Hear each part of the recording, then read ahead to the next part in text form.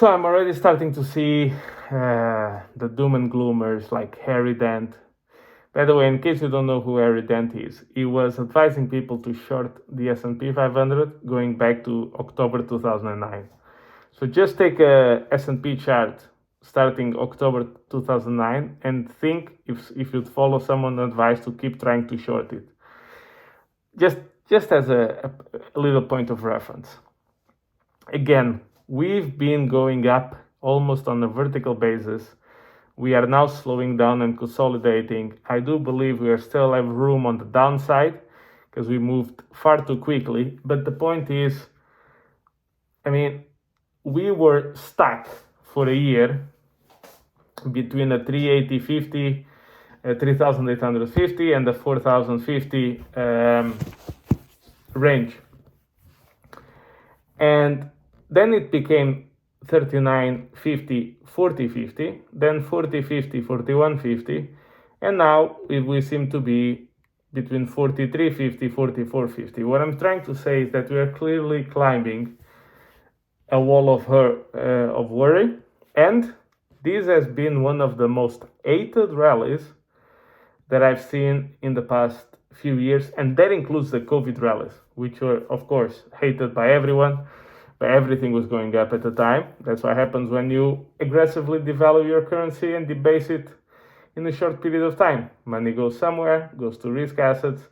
The riskiest assets gets the highest pumps, but when the party is over, they also get the largest dumps. Okay. I do think meme stocks have a kind of a quiet down as well. I do know that there's a big event coming for AMC on the 29th about the court decision and the settlement. Look, AMC seems to me, and I think, in the beginning when I used to say this, people get really upset. But it seems to me like a coordinated pump and dump. So few people start talking about it when it's $1 or $2. Everyone buys into it. There's a large short position. Then you have some influencers on YouTube. Oh my God, the next short quiz, you drive all the volume over there. And then as the stock is going higher and higher, the people that got in the beginning start selling, and then you also have the insiders selling, and particularly that CEO selling aggressively. And who holds the bags? Retail. Now, AMC has a huge issue. It's a terrible company. That company is saying, oh yeah, we are breaking records in attendance, and you're still losing money, and you're still burning cash. So the question that it poses is, okay, what do you need to happen for this thing to become, profitable? What do you need? Because if you're breaking all the records, you're doing all of this, you never had so many concession sales, and you still lose money, then the question becomes, okay, what's next? Then what do you need? And when people say, oh, dilution, look, it's very simple. If you spend more money than the one you make, you have two options.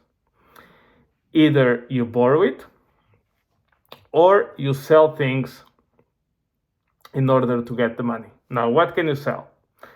You can sell assets, your house, your car, whatever, or you can sell your rights or your ownership on something, which is the dilution part. Now, when it comes to the debtors, so the owners of AMC debt, there comes a point where you cannot lend anymore, but you are still burning cash aggressively. So you still need more and more money, but the lenders have stopped. What are your options? Equity. So when people get really upset, oh my God, dilution, what are you expecting? Would you lend money to AMC? No. So why would you think a bank would? They don't. So what can you do? Raise equity. What does that mean? Sell stock, reverse stock split, sell more shares, whatever. And then the AMC insiders, they're not stupid. if you look at their packages, are ridiculous. And they've been selling, when the stock was going up, they were selling millions of dollars. And yeah, it pains me because what happens is, so this stock gains prominence.